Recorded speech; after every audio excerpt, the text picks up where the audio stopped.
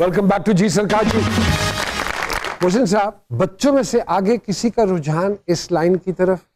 आपके साहबजादे ने मेरे साहबजादे का किरदार अदा किया जी, ठीक है, तो बच्चों में से उनका कोई रुझान नहीं है, कोई शौक नहीं है।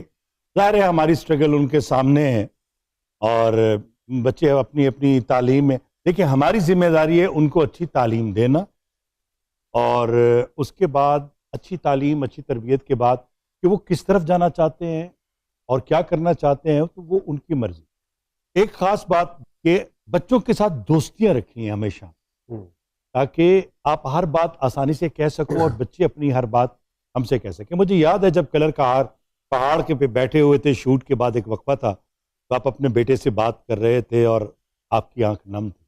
जी जी। तो वो मतलब ये बच्चों के साथ वो तो हवा की वजह से होगा ना, हवा बहुत होती है। नहीं, वो क्लास ले रही सी मेरी। अच्छा।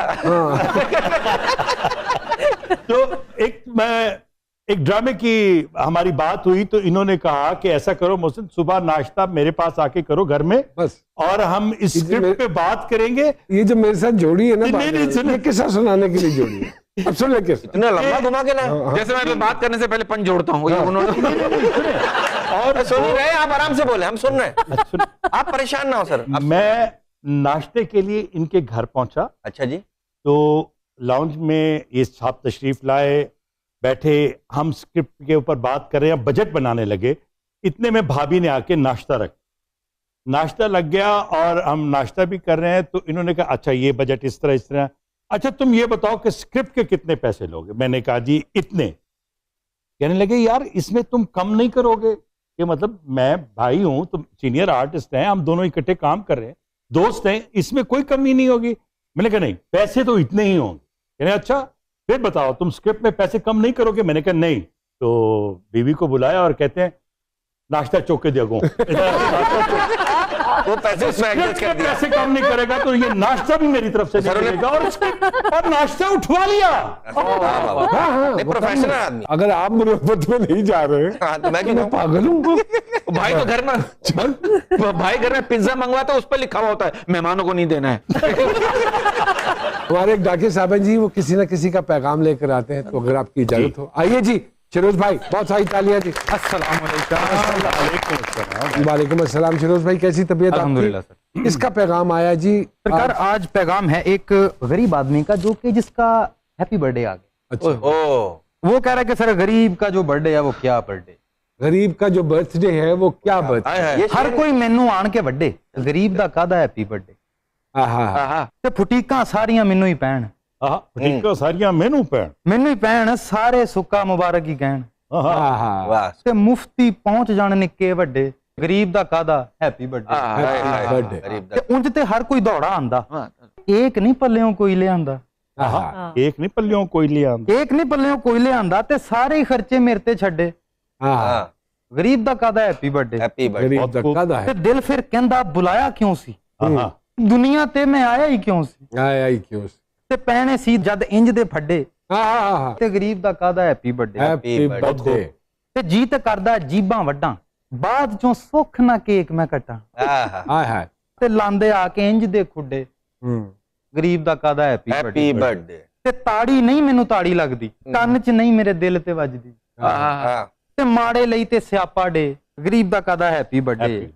ते मुफ्त पे खा के शामियां समोसे, मत्थे तो मेरे लैन पे बोसे,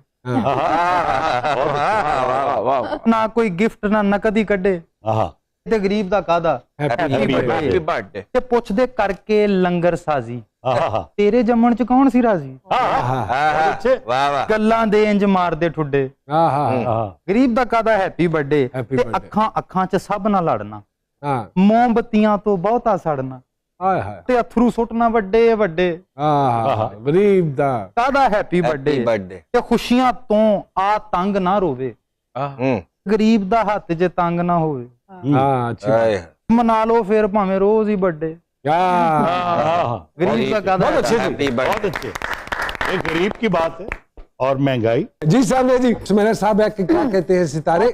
आप सुमेरा जी के बारे में भी कह रहे थे ना कि इतना सब कुछ कैसे मैनेज कर लेती हैं, तो ये भी इनकी सितारे की इन पे मेहरबानी है कि शी इज अ मल्टीटास्कर। मैं नहीं समझती कि इनके घर वालों को, इनके ससुराल को, इनके मियाँ को, इनके बच्चों को गिला होगा कि सुमेरा कहीं पे भी कुछ निगलेक्ट करती होंगी। बड़े अच्छे से सारी चीजों को उनके खानों में बैलेंस करने का फन ये जानती हैं। वेरी प्रैक्टिकल और स्ट्रगलिंग फाइटर, गिव अप नहीं करना, सरेंडर करना इनकी किताब में नहीं है। माशाल्लाह। घुटने टेकना इनकी किताब में लफ्ज नहीं है। तो यहाँ पे जो एक कॉन्ट्रडिक्शन है कि मैं जितनी जज्बाती सीना है अंदर से, उतनी ही प्रैक्टिकल भी है। अगर मन रूठ गया है ना तो कोई और नहीं समझा सकता, खुद को खुद दलीलों से कन्विंस करके फिर स्क्रीन पे वापस ले आती होंगी। जैसे कह रही है सामिया जी, is it like that ji?